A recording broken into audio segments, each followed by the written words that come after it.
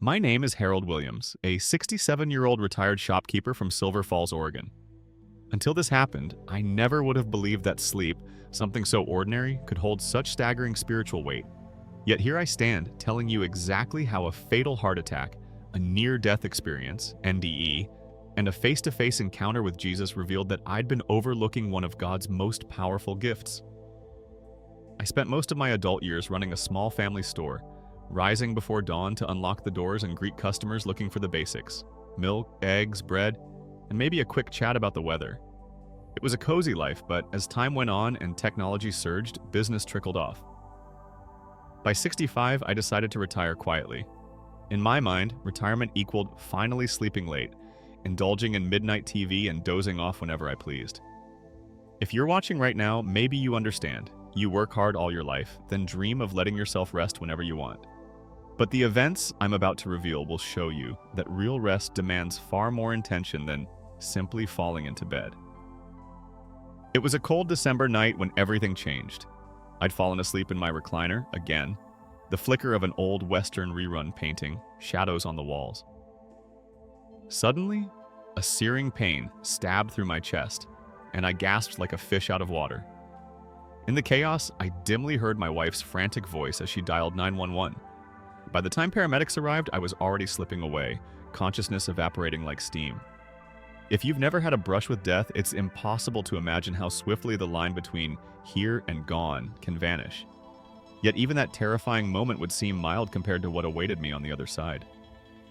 The instant I felt my heart thud to a stop, silence claimed me.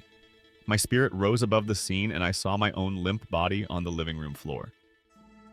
EMTs hunched over my chest, hooking wires, pressing defibrillator paddles, my wife sobbing in a corner.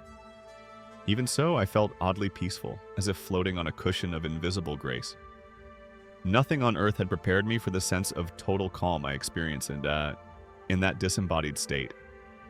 You might think it should be horrifying to see your own body fade away, but the real shock was yet to come.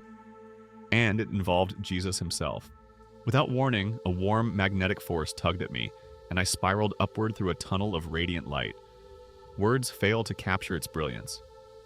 It was more vibrant than any sunrise, yet it didn't sting my eyes. The tunnel opened into what felt like another dimension, a place brimming with love so palpable it made the brightest day on earth look dim.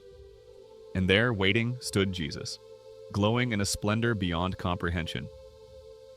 Believe me when I say, if you've ever considered sleep just a physical necessity, wait until you hear what the Lord revealed about it.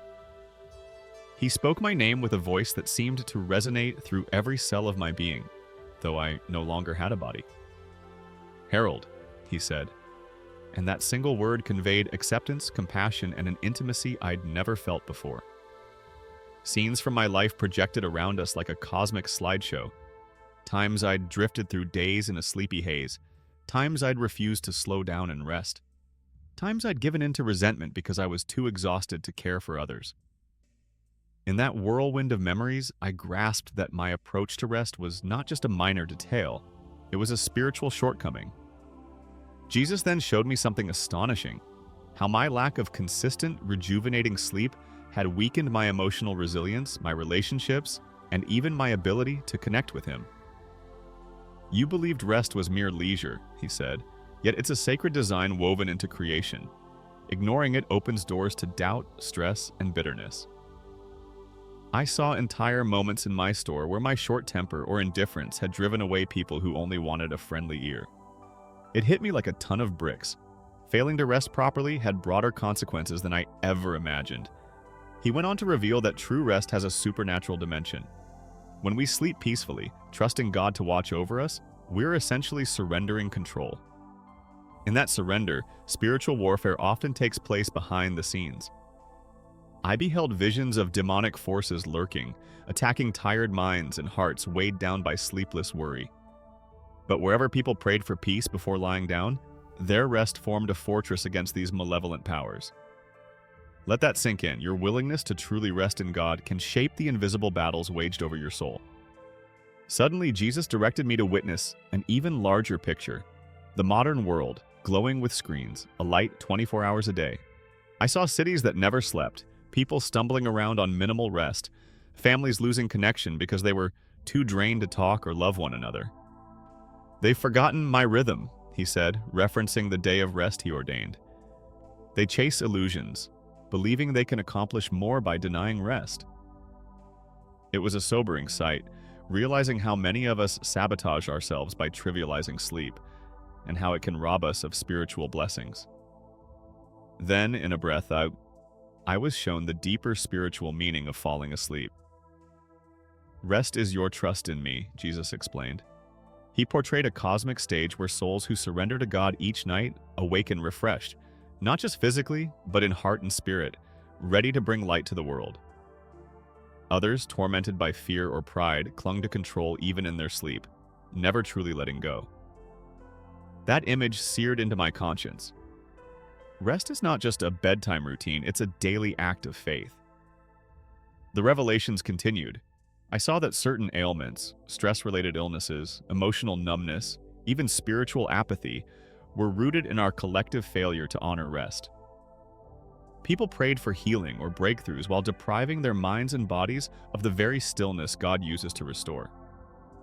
Jesus emphasized, "They pray for miracles, yet ignore the miracle of sleep I freely offer each night." It was an extraordinary redefinition of something we usually take for granted every single day. Before I could respond, Jesus locked eyes with me, compassion radiating from his gaze. "Harold, you must go back and tell them. Tell them their approach to sleep must change, or the restless hearts of this age will spiral into darkness." He spoke of an era where insomnia is celebrated as productivity and true rest is mocked as laziness. They do not see the prison they build for themselves, bar by bar, every time they refuse my gift of rest. I felt an urgency more pressing than any store closing time, aware that I'd just been given a mission bigger than my comfortable retirement. In a flash, that luminous realm dissolved, and I found myself seized by an electric shock in my chest. My eyes flew open to the fluorescent glare of paramedic lights. Someone was shouting, "We've got a pulse!" My first conscious breath felt like inhaling raw fire. Nurses and my wife hovered in the background, eyes streaming with relief. It was a brutal jolt back to the harshness of reality, but I carried the treasure of everything Jesus had shown me.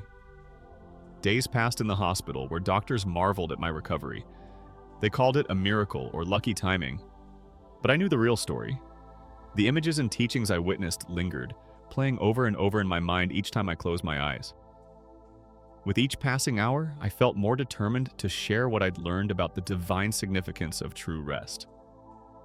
If you're still watching this, I urge you to consider that ignoring such a warning could exact a higher price than we can afford. Once I was discharged, my life took a sharp turn. My wife had countless questions about the tunnel, the light, and especially about Jesus. "Why sleeping, of all things?" she asked, baffled. I recounted how Jesus had revealed that by denying ourselves consistent rest, we risk crippling our emotional, physical, and spiritual health. I insisted it was more than just a tip for better living. It was a call from the Creator, urging us to realign with His pattern.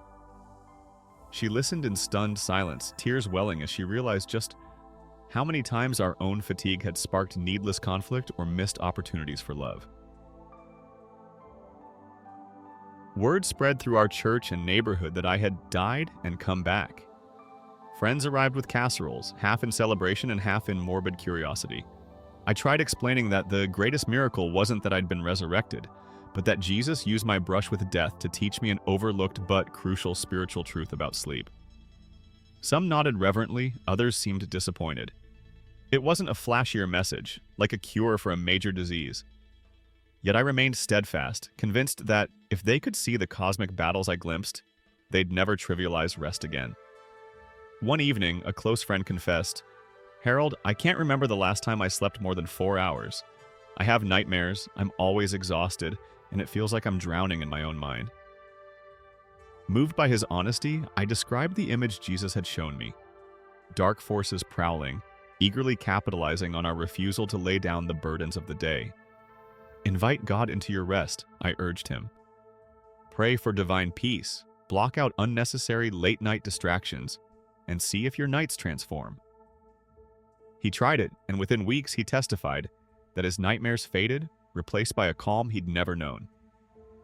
That was the first tangible proof of what I'd been telling everyone. Curiosity spread. Soon I found myself speaking in small gatherings, at church potlucks, and even to local youth groups, sharing how a mundane act like sleeping can connect us to God's restorative power. We do daily devotions, say grace before meals, but do we invite God into our nights? I'd ask. I saw faces light up in realization that they'd been missing out on a critical element of spiritual discipline. Night after night, I'd watch skepticism turn into conviction as people started seeing their bedroom as a sanctuary rather than just a crash pad. But not everyone welcomed my message. Some laughed, saying they were too practical to believe in demons haunting their insomnia, or that God cared about how late they stayed up watching TV. Others insisted it was medical nonsense, that sleep was purely biological. Each time I faced resistance, I'd recall Jesus' gentle but firm words, and my own conviction only strengthened. I wasn't forcing a new doctrine. I was repeating what the Lord himself had burned into my soul. It's always a shock when we realize that God's concerns can be far more tangible and seemingly ordinary than we assume. In time, a local pastor invited me to share my story before his congregation. I stood at the lectern, heart pounding, and retold how Jesus had shown me the spiritual battleground formed by exhaustion and sleep deprivation. I emphasized that good rest is an act of faith, a declaration that we trust God enough to let our guard down each night. By the end, many were in tears, whispering how they'd never thought of rest as worship until now. That service confirmed for me that my near-death experience was no fluke, but a divine commission to bring awareness to a neglected spiritual frontier. As the weeks turned into months, I saw transformations that astonished me. People testified that once they started dedicating their nights to God, turning off screens earlier, quieting their hearts, praying for genuine peace, they awoke feeling lighter, more open to the Holy Spirit's prompting. Families noticed less bickering in the mornings, and some said they even heard from God in dreams. All this from one overlooked principle of rest? Indeed, it matched every vision Jesus had unveiled. To think I once believed sleeping late was the height of retirement luxury, not a spiritual discipline with eternal consequences. Every so often, I revisit the memory of standing before Jesus, bathed in that radiant light. The love in his eyes still overwhelms me.